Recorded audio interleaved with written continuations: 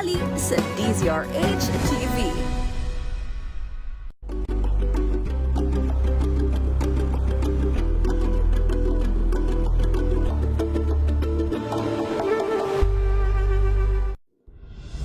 Tuloy-tuloy ang pagtulong, tuloy-tuloy ang pagseserbisyo at tuloy-tuloy ang balitaan kasama si May Binauhan sa Operation Tulong mula Lunes hanggang Biyernes. Luzon, Visayas at Mindanao. Ang isang oras na balita at talakayan ngayong araw hunang At ito linggo. ang programang Maynila, ito ang Pilipinas. Samahan po ninyo hanggang alas 9 ng umaga sa Isyong Pambayan. Desaldrico Ako 4. naman si Edniel Parroso. Maraming salamat and of course sa mga sumama sa atin. Luzon, Visayas at Mindanao, programang Ang Galing Mo Daw. Isang kwento, iba't ibang anggulo. Iba't ibang karamdaman. Tuloy po kayo sa programang Pangkalusugan. Lunas. Lunas. Lunas. Thank God it's Friday at isang oras na talakayan tungkol sa ating kalusugan, pangangalaga po sa ating katawan at pag-iwas sa iba't ibang karamdaman. Welcome na po sa programang Lunas sa DZRH at RHTV. Makakasama po Eleni Bensal in this evening. Sasamahan po tayo live sa studio ng ating nurse, naturopathic practitioner, and of course, representative po ng Inner Power. Walang iba kung hindi si Sir Arnold Decena Duco. Good evening, Doc. Kumusta? Yes, good evening, Luzon, Visayas at Mindanao. Magandang gabi sa iyo. Mamaya mag-usapan natin yung tungkol sa hypertension kasi may mga bagong research ngayon tungkol sa cholesterol. Yes. And of course, mamaya itatakal din natin ang diabetes mellitus. Para nga po sa may mga katanungan tungkol sa ating discussion, bukas po ang ating text line. Maaari niyo po yung ipadala sa numerong 0919-2826-485. At syempre, para sa mga naka-online, maaari rin naman po kayong mag-post sa ating Facebook page na DZRH News. At kapartner nga rin po natin ang Inner Power ngayong gabing ito para rin po sa may mga inquiry or mga interesado sa pag-avail po ng Inner Power, ibibigay rin po sa atin ni Sir Arnold ang kanilang hotline number, Sir Arnold. Yes, our number is 0951-4822-128. Inuulit ko, 0951-4822-128. Inulit ko 0951-4822-128. Yung Facebook ko po ay Arnold Oxenia Bigafreya saka Arnold Duco Inner Power. So by the way, pag-usapan natin, maganda, abangan nyo mamaya yung guest natin na puputulin na yung paa niya. Gusto din ng doctor is putulin kasi it is already gangrenous. So naunahan ng putulin yung kanyang hintutrus, hinlalaki sa paa. Then talagang maitim natin. Kahit ako sa nakita ko sa picture nung bago siya gumamit ng Inner Power ay talagang very gangrenous, maitim na siya talaga at napakataas na ng kanyang creatinine and kanyang hemoglobin bumagsak na, matas din ng sugar. So by using the Inner Power at yung kaibigan natin dyan na gumagamit din ng Inner Power na taga Central Bank, ito dapat mag-mega dose tayo. So abangan natin mamaya sa third segment. So ang topic natin ito kasi napakadami itong gustong kahit pabalik-balik natin ang tungkol sa diabetes mellitus, no? Dami talaga to. So we have to tackle na lang yung parang hapaw-hapaw na lang para mabilis tayo, no? Alam naman natin na ang diabetes mellitus ay pagtaas po ng sugar or dalawang klaseng diabetes mellitus. Itong diabetes mellitus insulin dependent saka yung isang non-dependent insulin kasi apat yan ang cause yan, pero yung dalawa madali na lang gumaling, no? Madaling ma-reverse ito, pero itong dalawa na ito medyo mahirapan talagang i-reverse. So yan pong pag-usapan natin. So yung mga signs niya talagang mararamdaman mo pag hindi pa masyadong obvious, no? Yung common lang natin, no? Common sense lang, ihi ka ng ihi. So, sa gabi, ihi ka ng ihi, uuhaw ka, kasi tendency, that's natural response of the body, na you have to take a lot of water to remove the excess sugar. So, inom ka ng inom ng tubig at ihi ka rin ng ihi. Then, minsan, may makikita ka na nilalanggam yung ihi nyo.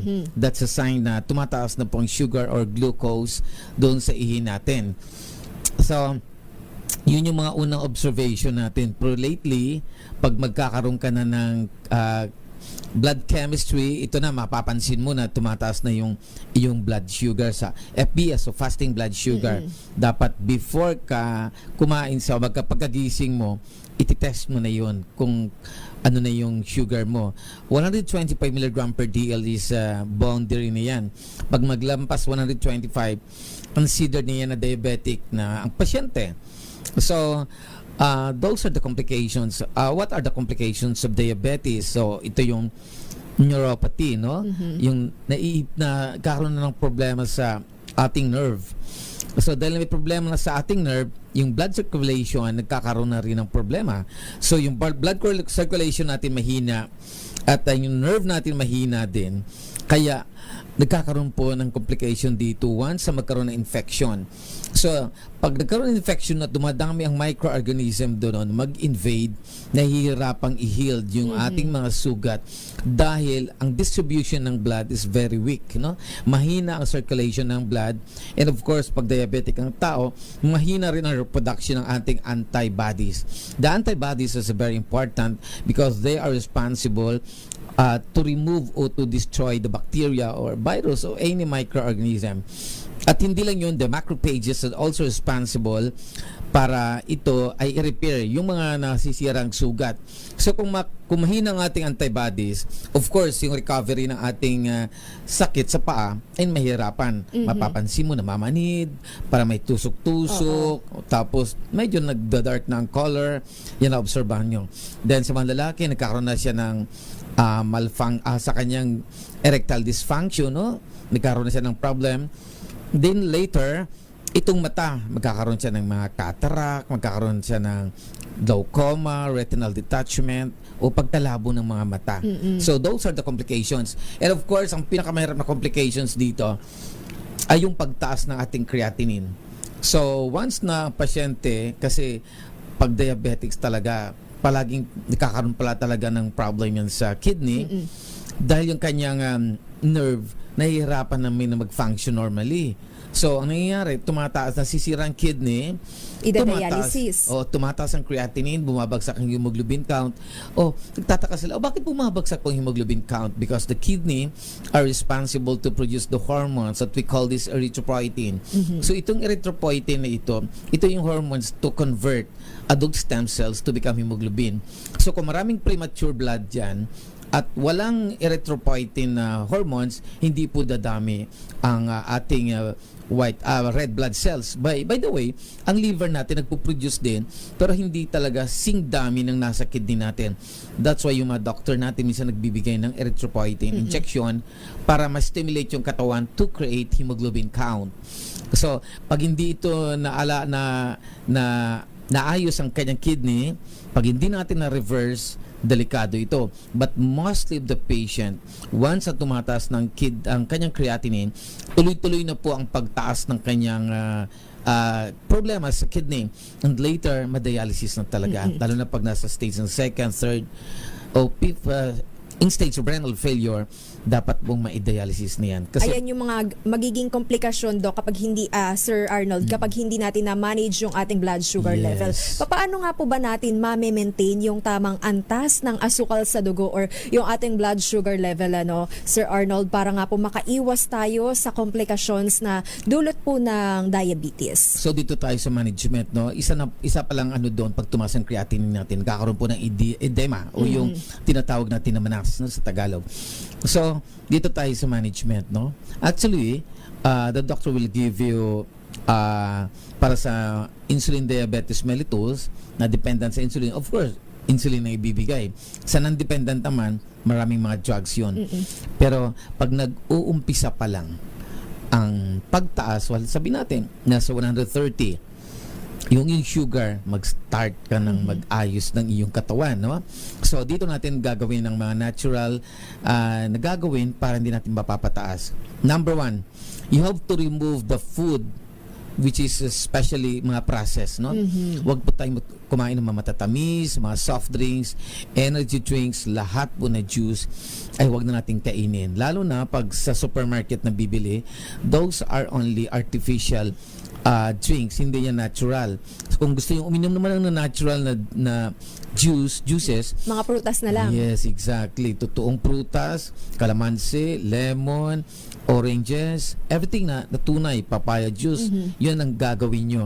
You have to remove the all processed food. Bakit natin i-remove, no? Kasi sa pag-remove ng mga processed food, ni-remove mo na rin yung mga chemicals na in-intake natin. Inunurish po natin ang ating gut or GUT. So, what is GUT? Ito yung part ng ating digestive system. So, actually, napakalaking role at one of the most important organ ang ating digestive tract. Dahil dito po nanggagaling lahat ng nutrients para manurish ang ating mga organs. Kasi once hindi natin manurish ang mga organs natin, complications may happen. So tulad ng halimbawa, kain ka ng mga chichirya, kain ka ng mga processed food, posible po masira ang inyong pancreas. Magkakaroon ng maraming kulumpun doon ng mga taba-taba doon sa organ niyan that may cause diabetes mellitus, no? So, sobrang intake ng mga carbohydrates like glucose, fructose, it will be converted into fats. So, pag dumami ang fatty acid sa katawan natin, hindi na magpa-function normally yung mga organs natin, even the liver, the heart, the kidney, and of course, the most important yung ating pancreas na nagpo-produce po ng insulin at saka glucagon. Yan ba yung nagdudulot ng acid reflux or GERD, Sir No, Arnold? it's different. Okay. Different story. Pag sa acid reflux naman, it's the liver. Pwede natin may time may itatakil natin yung sa liver. That's related to the liver. So, bakit kailangan natin ingatan itong gut natin, no? Yung ating digestive tract? Kasi po, ang digestive tract natin, dito nakatira ang mga good bacteria like lactobacillus or bifidus bacteria. So, pag nag-take tayo ng mga processed food, you know that processed food contains a lot of preservative. For example, tinapay na lang, no? Ordinarong tinapay, ordinarong pandesal sa bangketa na bilhin natin. May nilalagay pa yan na sikretong preservative, that's calcium proponate or potassium sorbate para yan sa mga cake.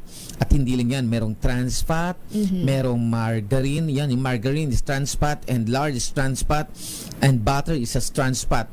So, napakataas po yan sa cholesterol, no? Magiging cholesterol yan. So, pag pumasok sa katawan natin itong mga pagkain na may preservative, like for example, dilata. So, dilata containing sodium benzoate, potassium sorbate, merong sodium nitrate, sodium nitrite. So, those chemicals are considered preservative. So, pag sinabi mong preservative, they can destroy the bacteria or any kinds of yeast, no? Sisiraan nila, i-inhibit nila ang production ng yeast. Ang problema, kailangan natin ng yeast sa katawan, kailangan natin ng mga good fungus sa tiyan natin, at kailangan natin ng mga good na bifidus and lactobacilli. So, ang mangyayari po, mamamatay yung mga good bacteria niyan, hindi siya magmamultiply. So, dahil hindi siya nagmamultiply, that's another problem. Because those bacteria, like bifidus, lactobacilli, and other yeast formation, nagpo-produce po ito ng mga enzymes. So, what is enzymes? Enzymes is the most important molecule inside the stomach because they are responsible to digest the food, no? Sila yung gumigiling sa pagkain na kinakain natin into a simplest form, no? Gigilingin nila ng pinong-pino yan para pag naging maliit na molecule yan, absorb yan. Yes, absorb na sa katawan natin at magagamit na ng ating bone marrow to create adult stem cells. And these adult stem cells, itatakal natin ito minsan, ito po yung tinatawag natin na mga antibodies o blood cells sa katawan natin. So, some nutrients, ita-travel yan, inunurish naman niya yung ating mga cellula sa katawan. Yung nagbibigay sa atin ng energy. Yes. Magbibigay ng fructose, bigay ng glucose, fatty acids, para manurish yung ating mga cells, no? Doon, lalo na doon sa mitochondria, no? Doon sa pinakasentro ng cells natin. So, para magkakaroon siya ng energy. So, ang point ko rito, pag wala po tayong nutrition sa katawan, mahihina po mga organs natin. Magiging Mag-weaken. sakitin tayo. Yes. Oo. Madali tayo ma-i-infect, diba, Sir Arnold? Exactly. Ang ibig sabihin ko dito, wala pong ingredients ang katawan natin to create food and to create antibodies. Because walang enzymes na napuproduce yung tiyan natin. Kung magdidepende lang tayo sa enzymes ng ating stomach o yung ating pancreas and ating liver, kulang na kulang po. So we need enzymes sa mga microorganism. So tandaan nyo kailangan natin ng mga pagkain na prutas and gulay can help a lot to increase the production of the good bacteria. At ito pa, i-reverse yan. Ang bad bacteria naman ay tuwang-tuwa sa pagkain ng karne. So kung nagkakarne tayo red meat, yan po ang pagkain ng mga bad bacteria, especially the Helicobacter. So, pag dumami Helicobacter, masama po sa katawan natin. Ayan ba yung mga nagdudulot na ng hypertension and mataas na cholesterol? Cancer usually talaga. Oo. Okay. So, ang pagtaas naman ng cholesterol, ito yung mga trans fat. Number one, yan yung margarine, lards, butter, saturated fats. So, those molecule are responsible to increase the production of your ating cholesterol, no, the bad and the good. Mamaya itatakil natin kung may time pa tayo. So, meanwhile, Sir Arnold, aabangan nila yung mai-interview nating kababayan na nakaranas nga po ng karamdaman at nakasubok na nga rin po ng inner power kung papaano nga rin po ba ito nakatulong sa kanyang kalusugan. Yan po ang ating aalamin maya-maya. Meanwhile, ang ating text line para nga po sa may mga katanungan, 0919-2826-485, at aalamin rin po natin kung papaano nga po ba ang tamang pag-take ng inner power sa ating pagbabalik. Dito pa rin po sa programang Lunas sa DZRH at RHTV. May maintenance. Maulan man, no worries na amoy kulog ang damit. Charm Fabcon, bangong kumakabloom, tanggal amoy kulog sa bango ng Charm. Kaya gamit ko Charm Fabcon with Bloom Fresh technology. Kills 99.9% of kulob-causing bacteria. May aroma burst pa of thousands of flowers and berries. Ang sampay sa loob, no amoy kulob. Bangong kumakabloom sa Charm! Charm Fabcon. ACS ng Qualified Trafficking in Person sa Pasig City Prosecutor's Office. Ang detalye ibibigay ni Arch 15 Giselle Ricaport. Giselle? Doon kinasuhan na ng Qualified Trafficking in Persons ng National Bureau of Investigation si dating Congressman Mike Defensor at misis nito na si Julie sa Pasig City Prosecutor's Office. Ito ang sinupirma sa DZRH News ni NBI Director Attorney Melvin Matibag. Kaugnay ito ng sinalakay na Chicago KTV Bar sa Pasig City noong April 21 kung saan nasagip ang mahigit 50 biktima umano ng sexual exploitation. May consent umano ni Defensor ang structural modification sa nabanggit na bar, gayon din sa Blue Hotel na idinisenyo para sa human trafficking activities. Bukod sa iba pang opisyal ng 3-point development, una nang sinabi ng Bureau na maghahabla rin sila ng mga asunto laban kay Wakwak Golf and Country Club President Lawrence Tan na naabutan nila sa raid noon. Una naman ang pinabulaanan ng dating mambabatas yung mga aligasyon at giniit na isa lamang itong politikal na pag-atake at pagbigil sa pagsasalita ng 18 maleta boys tungkol sa iskandalo sa flood control. Ito si Giselle Ricaport para sa DZRH, una sa Pilipinas, una sa Pilipino. Maraming salamat Arch 15 Giselle Ricaport. Flash Report. Flash Report! Basta't may nangyari, unang maririnig sa kauna-unahan. DZRH Flash Report!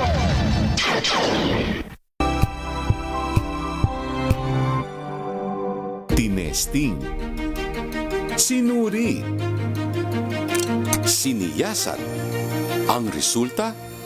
Super effective ang Shield sa pagpatay ng bakterya at virus. Shield Antibacterial Soap. Believe ang mga eksperto sa Philippine Nurses Association. At si Mami. Tiwala ako sa Shield. Shield Antibacterial Soap. Napatunayang mabisa. Ang mga nurse, tiwala. ACS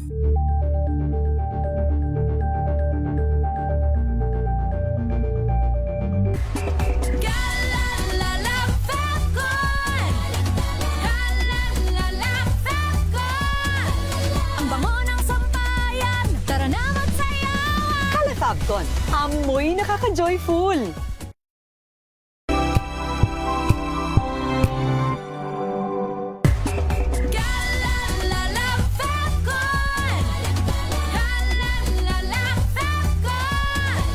Ang bango ng sampayan, tara na magsayawan! Calefabcon. Amoy nakaka-joyful.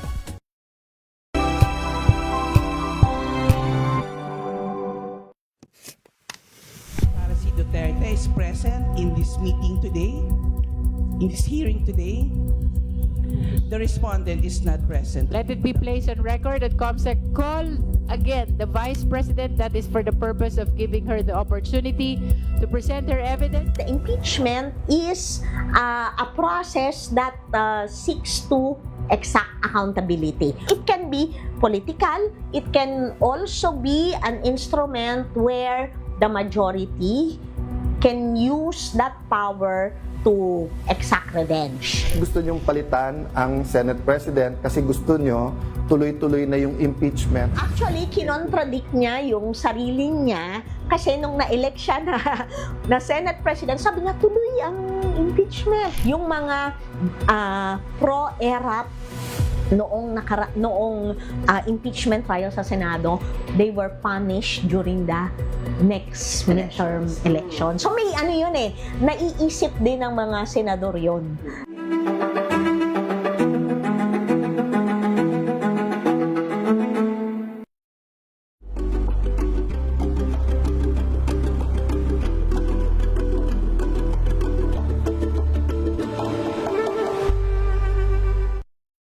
Mga balitang gigising sa inyong umaga. Mga balitang kailangan mong malaman. Mapapakinggan sa ACS Balita sa 2x2.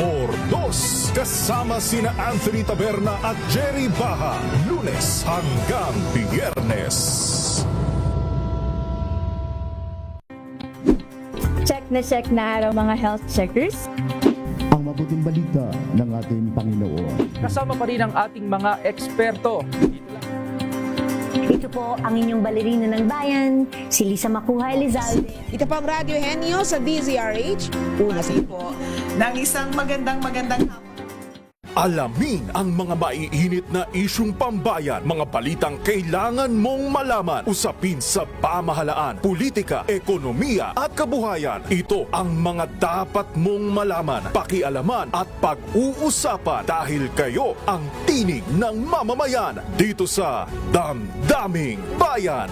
Live sa DZRH Radio, DZRH TV at DZRH Digital. Kasama sina Lakay, Deo Macalma at Elaine Apit. Araw-araw, Lunes hanggang Biyernes. Damdaming Bayan.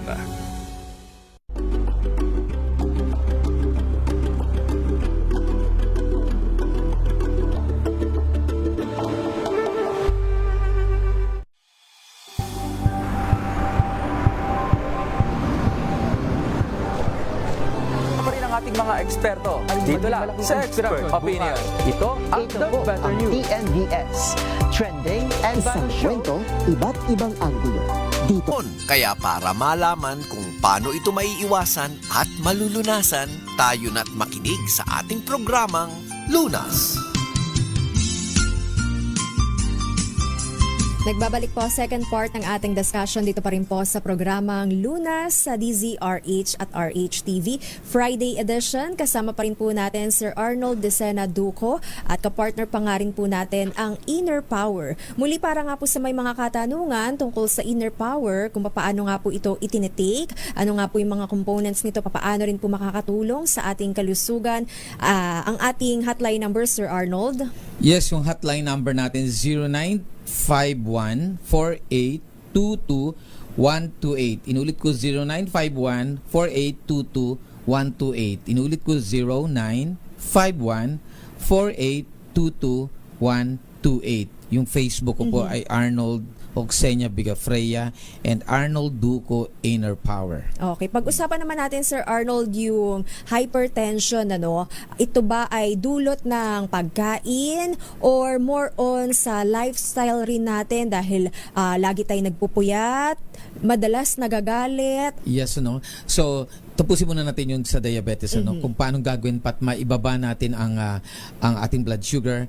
So, ang gagawin natin, kung mataba kayo, kailangan you have to remove mga fatty acids sa katawan natin, mga fats, no?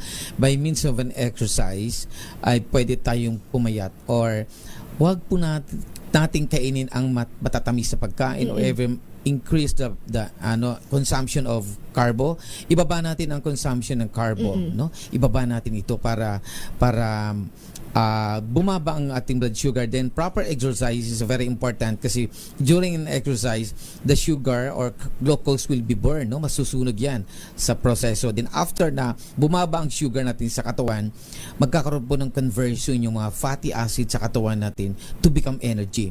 Hindi niya kayang i-transform yung mga fatty acids natin into glucose, but automatically maika-transfer niya yung fatty acids sa buong katawan natin, so any part of the body, into energy via liver, sa liver na metabolism, no?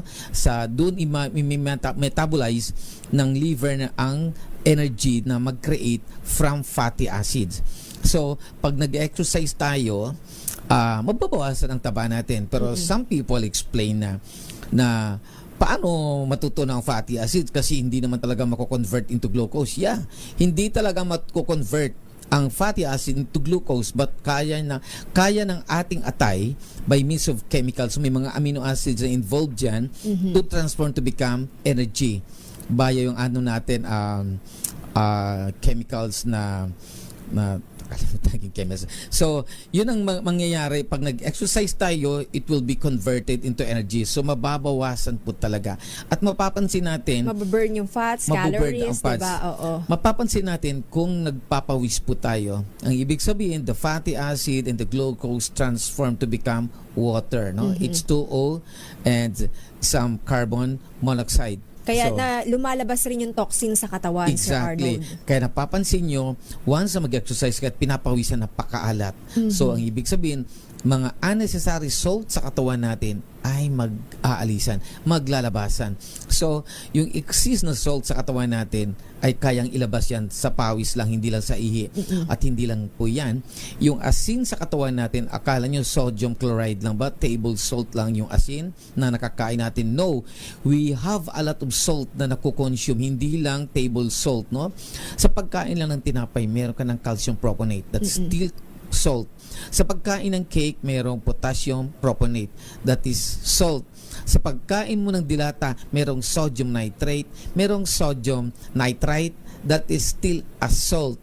Pagkain mo ng mga pansit, mga macaroni, mga bihon, merong sodium bicarbonate and sodium hydroxide. So those chemicals will be transformed to become salt. Sa daming salt, Oo, akala ng tao yun lang. Sa pagkain mo ng napakagandang cake na may kulay-kulay, meron ding salt yan. Meron ding salt yan na sa food coloring. Okay. Heavy metal salt. So, mas delikado ang food coloring na makikita mo sa mga cake, sa mga puto, na napakaganda ng yellow, may mga green, may mga orange, may mga violet, no? Ubi-ube, pero those are food coloring. Oo. Kaya pala yung lasa, Sir Arnold, minsan matamis, pero may konting sipa ng alat din. Alat at pait. Kasi ang ibang salt, like for example, itong potassium proponate, calcium proponate, mapait yan, mapakla. So, those are still salt na kakasira po lahat yan ng kidney. That's why, itong mga taong tumataas ang creatinine niyo, be careful sa mga kinakain nyo. Mostly, the cause of the disease is the food that we intake, no? Lalo na mga chichirya, napakaalat. At ito pa pala, nakalimutan natin, pananghalian, panghapunan, pang breakfast, merienda, nakakain natin itong salt na ito. That's monosodium glutamate. Monosodium glutamate is still a salt. It is the combination of sodium hydroxide and glutamic acids. So, once nag-react ang sodium hydroxide plus glutamic acid, magkakaroon siya ng monosodium glutamate. So, imagine mo kung how strong those chemical and heavy metals, no? Sodium is one of the most powerful metallic element, and they are belong to one of the most strongest hydroxide no on earth, no. Sodium hydroxide, isa sa pinakamatapang yan na hydroxide na kayang sunugin yan ng ating mga balat. Nabibili mo yan sa supermarket na yung sodium hydroxide, maraming brand name yan. Be Pero careful. ginagamit natin saan madalas yan, Sir Arnold? Sa pagluluto mismo. Yes, yan ang hindi alam ng mga tao. Sa paggawa ng century egg, nilalagyan niya ng sodium hydroxide. Paggawa lang ng mga kutsinta, pansit, bihon, kaya siya naging makumakunat, that is may halong sodium hydroxide. At ito pa, kung bakit napakasarap at gandang makunat-kunat ang pearl. Doon sa kaya sa mga shake. Ano ba tawag ito? Milk tea. Milk tea. Kaya 'di ba, mostly of the doctor and the nutritionist don't like to take those kind of food. Ito na lang sa pearl shake na yan. Yung pearl na yan, para maging makunat yan, ang inilalagay dyan sodium hydroxide. Imagine nyo kung gaano ka powerful ang sodium hydroxide. Just to ask your teacher sa chemistry, organic chemistry and biochemistry, kung gaano ka delikado ang sodium hydroxide. Imagine mo, kinakain natin. The sodium hydroxide will react to the tapioca, itong kasaba. So once mag-react siya, magiging makunat yan. So imagine mo, kumakain tayo ng sodium atom. Sodium atom, that's metallic element na dumikit na doon, na nag-react doon sa tapioca. So what happened inside the stomach? Once na kinain natin ang tapioca, there's a chemical reaction because sodium hydroxide or any sodium compound are unstable substance. So pag sinabi mo unstable substances, they are easily react to another substance na magkakaroon po ng problema sa stomach natin. Okay, kaya ba parang yung iba sinisikmura or nahihirapan rin dumumi or nagkakaroon ng gastritis. Namamaga ang ating gastric region dyan dahil sa mga pagkain na kinakain natin. For example na lang yung pansit, no? Yung fresh pansit. Bakit mapanghi? That's because of sodium bicarbonate. So yung sodium bicarbonate, kaya siya mapanghi, nilalagay yan doon sa pansit. So actually, dapat hindi natin kainin yan palagi. Ang sodium bicarbonate is one of the powerful neutralizer ng acid. So once nagkaroon po ng acidic ang stomach natin, maganda yung sodium bicarbonate, pero hindi natin alam ang reaction ng sodium atom doon sa cellula ng katawan natin. Kasi dapat mahirap that's biochemistry, no? That's a biochemistry o biomolecular chemistry. So ibang linya specialization yan, the chemical reactions ng katawan natin. Alamin pa natin yan maya-maya, Sir Arnold. Samantala, nasa linya na po natin si Sir Jerry Ibieta. Sir Jerry, magandang gabi po at welcome po sa programang Lunas. Pag-usapan po natin yung inyo pong kalusugan. Kumusta po kayo? Yes, hello. Good evening.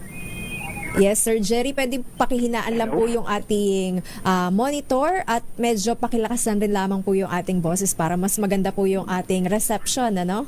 Okay, yes po. Ayan. Si Sir Jerry Ibieta ay 58 years old at taga Caloocan City. Tama po, Sir Jerry? Yes po. Apo.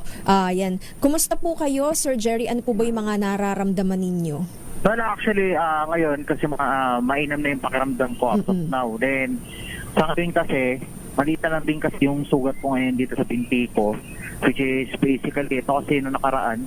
Ano kasi to alam mo yung kakaroon siya ng gangrene, parang may mga tumutubong dead skin tissues. Okay. And also parang palaki na sugat. Then, kalaunan kasi, nung nag-take kami ng inner power, mga nakailang bote rin siguro kami doon. Halos naubos namin yung isang bag. Creatinine mataas? Tapos na yun, unti-unti talagang gumaling yung sugat ko na dun sa bandang binti ko. Tsaka nawala din yung dead skin. Okay. Then, at the same time, katulong din siya dun sa pagbabano blood sugar ko. So, kayo po ay diagnosed na may diabetes po, Sir Jerry? Yes po. Okay. In fact, mataas din po yung creatinine ko within the level of 1.7 or 170. That is above normal. Then yun. So nararamdaman ko na rin kasi halos lahat ng sintomas ng mataas ang creat, especially yung pangangati ng katawan. Ganyan din. At the same time yung hirap na akong hirap ko na ba mailabas yung ihi ko. So yun, yung simula nung nag-take ako ng Inna Power, unti-unti nawala lahat ng mga sintomas na nararanasan ko. Not just only dun sa diabetes, but also pati na rin sa sa Creatinine. high level creatinine ko. Oo. So ano po yung mga nararamdaman ninyong sintomas, para nga po kung sakaling may nakikinig sa ating may diabetes din, maaari pong makarelate na maaaring ganun rin po yung kanilang mga nararamdaman o nakikitang pagbabago sa kanilang katawan. Actually, kapag may diabetes ka kasi, ang pinakauna kong mararamdaman is namamanhid yung paa. So, from unti-unti yan So, nagkakaroon ako kasi is 2 beses na ako na ospital. Yes. So, yun nga. Sa 2 beses na rin ako nagkaroon ng surgery procedure on my sa doktor. Magkaibang hospital kasi yan Oo. So, pag namamanig kasi ang paa natin, usually, hindi na natin mararamdaman lahat. Yung kung ano man yung bumabangga or anything else na kung meron na bang sugat or wala. Meron kasi mga tendency na pag sobrang taas ng sugar mo, nagkakaroon ka ng diabetic ulcer na kung tawagin, which is yung nagkakaroon ka bigla ng sugat sa paa. Kahit hindi ka naman nakakatapak. Hindi mo alam. Yes, exactly. Tama. Then, meron din mga tendency na alam mo yung pagka nasusugatan ka, ang tagal niyang gumaling or may times na hindi talaga siya gumagaling. Nangyari sa akin yan That was my first experience na hospital talaga ako ng 7 days within dito sa May City. Private yun Yes. Note of that. So, yung part na yun, nasugatan na ako ng bubog na bote nun. Then, ang nangyari, lumala na yung infection sa sa left part ng left foot ko. Then, ayun nga, hindi talaga maremedyo ng kahit anong medicine or anything else. So, sometime kasi na yan, galing kami lipat-lipat kami ng hospital. Yan ang recommendation sa amin ng Dr. Putol talaga Then meron kami isang hospital dito na nakita sa Quezon City na ang gagawin lang is para kakayasin lang yung sugat ko. So debridement, ganyan. Tama kung hindi ako nagkakamali dun sa procedure. Yes. Yung pagpuputol po, Sir Jerry, maantala ko lang po kayo. Ano pong bahagi ng paa ang naputol sa inyo? Gaano po kalaki yung pinutol? Hinlalaki yata. Naputol sa sa paa ko is yung sa right side naman, yung hinlalaki ko. Oo. So, yung hinlalaki ko mismo, kasama yung pinaka, yung some portion, yung maliit na portion lang naman ng dito sa sa right foot ko. Kasama siyang tinanggal. Kumusta na po yung ilang part pa? Nakakalakad pa rin naman po? Nakakalakad na siya. Opo, nakakalakad naman din po. Alright. How about sa creatinine? Ano po yung mga nararamdaman ninyo? Bumaba na, di ba? Kasi lately, katulad nung sinabi ko is,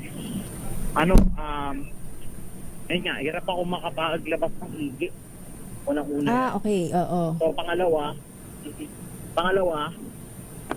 madalas mangati yung katawan ko. As in, sobrang dalas talaga na uncontrollable na yung sobrang kati niya. And then, kadalasan yung nangyayari sa akin. Oo. I think yung pangangatin na katawan dahil rin po sa taas ng blood sugar, Sir Arnold? No. Ang cause ng pangangati na katawan because the potassium or phosphorus, so any metallic ions, hindi na ilalabas ng kidney. So, pinagbabawal namin na kumain ng prutas because increasing the production of potassium, phosphorus, calcium, mangangati talaga yung buong mong katawan. Okay. So, dapat mailabas yung potassium. Alright. So balikan natin si Sir Jerry. Kumusta po? Ano po? Gaano po karami yung inyo pong tinitake na inner power para makita po yung changes at unti-unti nawawala po yung mga Mabilis. sintomas na Mabilis. inyong nararamdaman? Normal. By the way, di ba sir, normal lang creatinine, sugar, and hemoglobin count? Yes po. Opo. Imagine mo. Opo. Normal na po lahat. Kailan po kayo nag-start ng inner power, Sir Jerry? Actually, last month lang eh. Oho. Last month lang.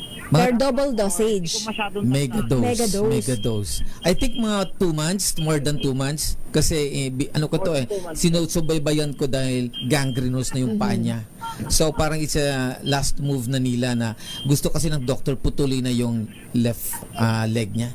So sinubaybayan ko ito. That's why nag-mega dose ito ng 6 na kutsara a day, no? Kaya kung nagtatanong yung si Sir, no? Si Sir Talavera, kung nakikinig ngayon, yan po ang ginawa po ni Sir, no? Nag-take siya ng 6 na kutsara a day. 2 sa umaga, tanghalian at sa gabi. Pag-usapan natin, Sir Arnold, maya-maya, kung ano nga po ba yung pinagkaiba ng double dosage, mega dose, sa pag-take nga po ng inner power. Meanwhile, Sir Jerry, dahil nga po sa pagbabago, parang na-delay yung pagputol po sa buo yung paa sa left side. Hindi lang na-delay. Talagang hindi na pinutol. Hindi na pinutol. Kasi maganda ng paa niya, nakita ko eh. Tama po, Sir Jerry? Yes po. Opo.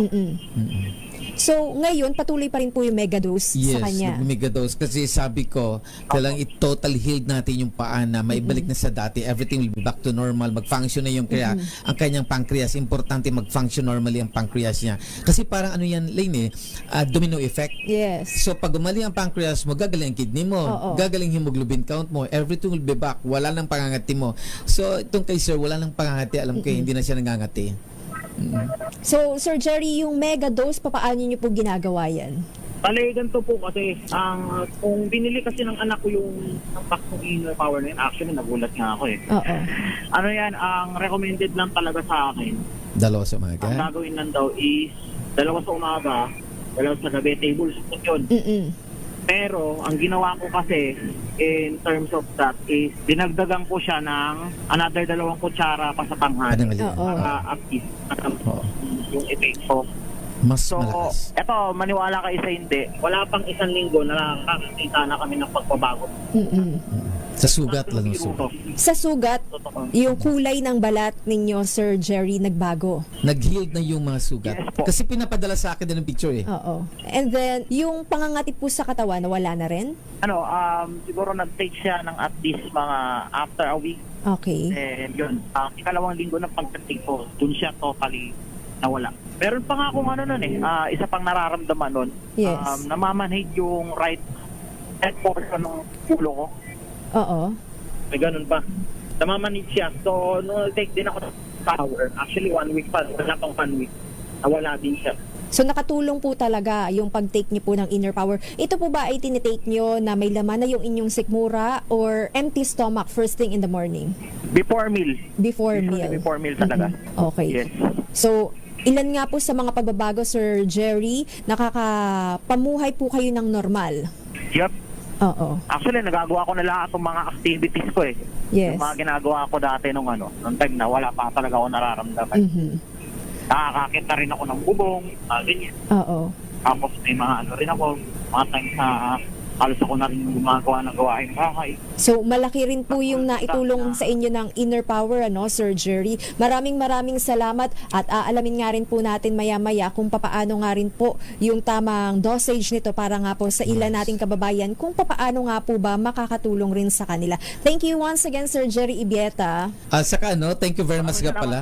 Thank you very much sa family nito, especially kay Kim Ibieta. Inimbita nila ako sa restaurant, pinakain nila ako for Thanksgiving na gumaling na siya. That's why nakita ko itong mga buong family na napakabait ng mga family ito. Tapos natutuwa ako dahil nga ang sabi niya sa akin, parang desperado na siya. Akala niya noon mamamatay na siya. yan sabi niya, kakahiga na siya. Sabi niya, maiksi lang ang buhay ko sa mundo. Sabi ko, habang may buhay pa. May pag-asa. At may pag-asa. That's why nung time na, 4 days ago, talaga ang daming pagkain sa restaurant, no? So, ako kumain naman ako, pinutatuwa ako sa kanya dahil limitado ang kinain niya. Puro lang siya, I think, kinain niya gulay is, yung yung chop suey. Hindi siya kumain ng pritong baboy, mga pritong manok, hindi yung pritong isda, hindi na. Ang daming food So thank you kay Kim Libieta sa invitation nila sa pati sa kapasyente nating si Jerry. No? Thank you very much. Yes po, thank you. Thank you kay Sir Jerry Ibieta. God bless and keep safe at naway tuloy-tuloy na nga rin po ang recovery ninyo at makapumuhay po kayo ng normal. At anyway, bukas pa nga rin po ang ating text line, Sir Arnold, para po sa may mga katanungan tungkol sa inner power. So sa mga interesado, call me, i-explain natin kung paano maibalik sa normal yung blood sugar, creatinine, everything na abnormalities sa blood chemistry natin is 0951-4822-128. Inulit ko 0951-4822-128. Inulit ko 0951-4822-128. So yung aking Facebook ay Arnold Oxenia Bigafreya and Arnold Duco Inner Power. Para nga po sa may mga katanungan kung paano nga po ba makakatulong at kung sino nga rin po ba yung maaaring mag-take ng inner power, yan po ang ating babalikan maya-maya dito pa rin po sa programang Lunas sa DZRH at RHTV. This time check is brought. Hello, Washi! Laundry day na naman! Yay! Anong meron? Mancha ng chocolate, putik, may libag pa! Kaya natin yan! With Pride Washing Machine Detergent, may triple stain-away formula. Tanggal ang makapit, madikit, at malupit na dumit mancha. Kaya easy-easy ang labada. Mula noon hanggang ngayon! All you need is Pride! All you need is Pride! ACS. Wow, ang saya. Isang barangay na labada, puro mancha pa. Goodbye, pahinga. Mommy, isang laba lang yan sa Pride Bar Blue. May powerful stain-away enzymes na malupit sa dumit mancha. At di masakit sa kamay. Isang laba lang yan. Hello, pahinga. Hello, Pride Bar Blue. ACS. May nagbago. May arte. May budget. Akala nyo lang yon. So solid. White Rose Papaya. Wow, White Rose. White Rose Papaya. Wow, White Rose. White Rose Papaya. May glow up with White Rose Papaya. White Rose Papaya. May puti power times 2 kasi may papaya at niacinamide. May shea butter and tea tree oil pa. Kutis sulit ang glow up. May glow up with White Rose Papaya. White Rose Papaya. Kutis sulit ang glow up. ACS.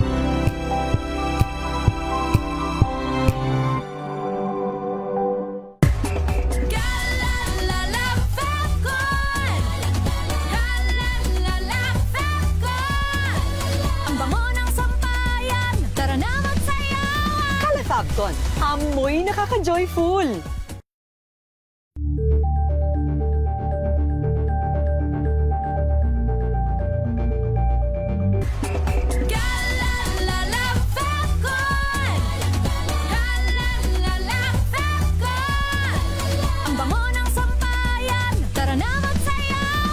Fabcon, amoy nakaka-joyful.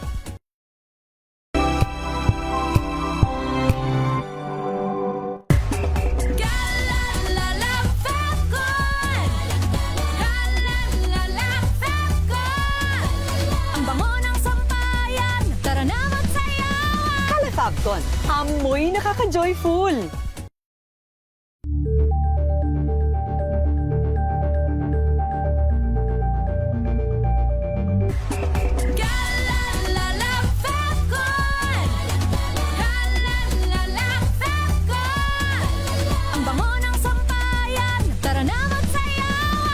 Fabcon, amoy nakaka-joyful.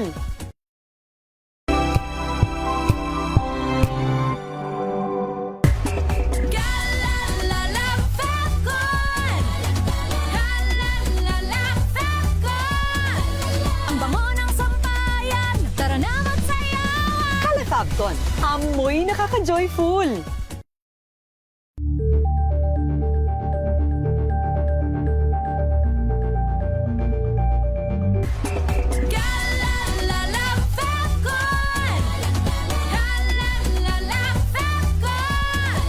Ang bango ng sampayan, tara na magsayawan. Kalafagton, amoy nakaka-joyful.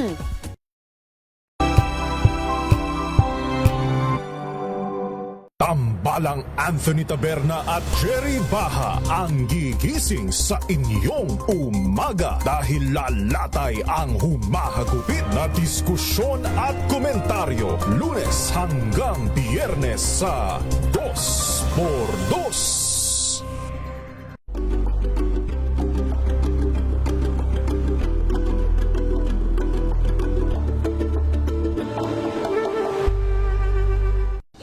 Ng naitalang 17 individual na ang kanilang naaresto. Metro Manila Development Authority o MMDA ang No Contact Apprehension Policy o NCAP sa Metro Manila. Sa ang ilang mga dokumento ay peke. Hindi rin legal ang employment na ipinangako sa kanila. Sa mata ng batas, mananagot ang sangkot at may sala. Dahil sa bawat paglabag, may karampatang parusa. Alamin ang mga pananagutan sa likod ng mga bawal. Dito sa Hoy! Bawal Yan, tuwing Sabado, alas 11:30 ng umaga. Dito lang sa DZRH TV.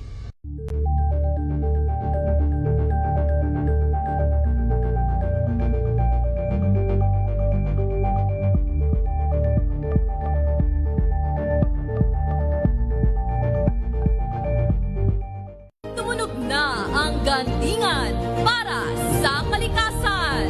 Ang nagkamit ng parangal bilang Best News Anchor ay walang iba kundi si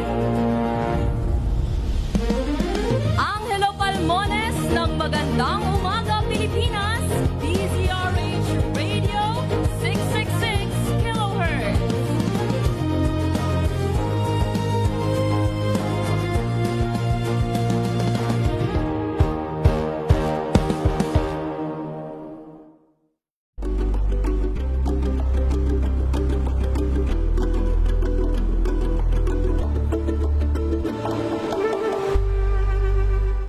Iba't ibang karamdaman, atin ang pakinggan ng programang Pangkalusugan, Lunas.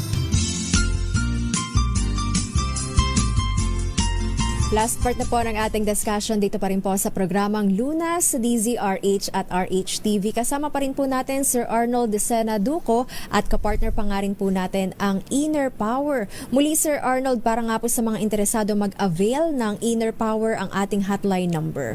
Yes, may FB is Arnold Oxenia Bigafreya, 0951-4822-128. Inulit ko 0951-4822-128.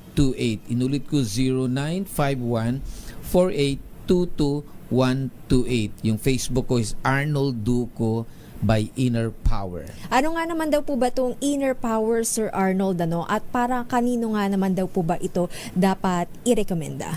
Yes, sir, no? Kung nakikinig ka dito ngayon si Mr. Talavera, ito po, pakinggan nyo. So, ang Inner Power po ay hindi ito gamot at hindi rin ito herbal. Inner Power is a combination of nutrition, no? So ang aim ko dito is to boost the immune system of the patient, no? Kahit hindi ka pasyente, we need proper nutrition para mapapadami natin yung adult stem cells sa katawan natin. Kasi kung kulang po ng nutrition yung katawan natin, the body cannot produce a healthy adult stem cell that may cause destructions of antibodies. Doon na papasok po ang katawan natin. So ang Inner Power is a nutrition, magpapalakas ang katawan natin. Of course, magpapahaba ng buhay. I have a patient ngayon na 98 years old na. Very strong, no? Pa yung si Lolo, very strong pa rin. So, ang recommended ko lang naman is 2 tablespoon na sa umaga at gabi is okay na. Pero kung may budget ka talaga, mas mabilis ang reaction ng 6 tablespoon a day. Pero sa mga cancer, no, na mga kinikemo, so recommended namin ng 6 to 10 tablespoon a day. Sa yun COVID, yung tinatawag na megadose, 6 to 12. 6 packet, yes, Okay. 6 to 12. Tulad yung time ng COVID, no? nagbibigay kami ng 10 to 12 kutsara a day. 3 days lang to 5 days negative na ang patient. So, sa dengue, ganun din 6 to 10 tablespoon a day. 24 hours lang tataas na po ang platelet ng ating mga pasyente. So, ang function nito is to nourish the patient to increase the production of our immune system. So, minsan tatalakayin din natin yung ating immune system. Pero wala naman daw po ba yan contraindication, Sir Arnold, para nga po sa mga kaso ng mga pasyenteng may tinitake na rin pong maintenance medicine, like katulad kay Sir Jerry na diagnosed na diabetic, so malamang 'di ba may iniinom siyang pang maintenance. Actually, dahil ito ay nutritional food, wala po talaga siyang contraindication. Pero sa mga may sakit, depende sa sakit, yun mga pinagbabawal ko. Halimbawa, tulad may sakit kang fatty liver o gallstone formation, may ibabawal na tayo dyan. Pero next time natin itatakel. So, depende po sa sakit, yun din ang depende na ibabawal natin. So, during, sa akin lang naman, pag nag-take ka ng inner power, ibawal na lang natin yung mga processed food. Kasi may sakit tayo. Okay lang to take processed food kung bata ka pa. Because kung bata ka pa, you have a very strong resistance, your hormone production is okay, your steroid production is okay, your enzyme production is okay, human growth hormone is still okay. Pero pag tumatanda tayo, nagwi-weak na po ang organs natin dahil sa kinakain natin. So dahil sa kinakain natin na harmful, nagkakaroon din po yan ang problema ang mga organs natin. So once na hindi na nourish properly ang organs natin, nagwi-weak na yan. Pag nagwi-weak na yan, dito na hindi makapag-produce ng mga hormones, ng mga enzymes, ng mga steroids, doon na papasok po ang mga problema sa katawan natin. But hoping na itong research na ginagawa ko, pwede tayong umabot ng 120 to 125 years old. Kasi sa ngayon, I have a 103 years old na pasyente and 98 years of age. Meron ko 92, 93. They are still strong. Okay. So para nga po, Sir Arnold, sa mga interesado, Mapa-Luzon, Visayas at Mindanao, maaari pa rin po ba silang maka-avail, Sir Arnold, kahit nasa mga probinsya sila? May courier naman tayo eh. Saka sa pasyente ko dyan na bedridden na sa 78 years old, I hoping talaga na nakikinig siya. Sa likod lang siya dyan ng Doña Carmen, ano? Kaya po nating i-revive yan na maging strong si Lola. Bata pa siya kung tutusin, 78 years old. Pero na bedridden na siya, no? By number is, by the way, it is 0951-4822-128. Yung number ko is 0951-4822-128. Inulit ko 0951-4822-128. Yung aking Facebook ay Arnold Oxenia Bigafreya and Arnold Duco via Inner Power. So thank you very much at nakikinig po sa atin ngayon ang mga pamilya Eric Kiambao, no? Sa gabi. Nakikinig po sila ngayon. So thank you very much for listening. So mga Francisco family dyan sa Rizal, Palawan, nakikinig din sila. So thank you and good evening to everyone. Maraming salamat po kay ating nurse, naturopathic practitioner at representative ng Inner Power, Sir Arnold Decena Duco. At syempre, babatiin na nga rin po pala natin ng magandang gabi si Miss Joyce dyan sa Cavite at si Sir Dems ng Cebu. Maraming salamat po sa inyong pakikinig. Maraming salamat rin po Luzon, Visayas at Mindanao. Yan po ang kabuuan ng ating discussion. Paalala nga rin lamang po natin na ang Inner Power ay hindi gamot at hindi maaaring gamiting panggamot sa anumang uri ng sakit. Inyo rin pong nakasama Elanie Bensal. Magkarinigan tayo hanggang sa susunod. Dito pa rin po sa programang Lunas sa DZRH at RHTV. Mga kalunas, tandaan, bawat karamdaman ay kayang lunasan. At para madagdagan pa ang kaalaman, manatili pa ring nakikinig dahil ang Lunas may extension na sa ilang saglit. Lunas Extension.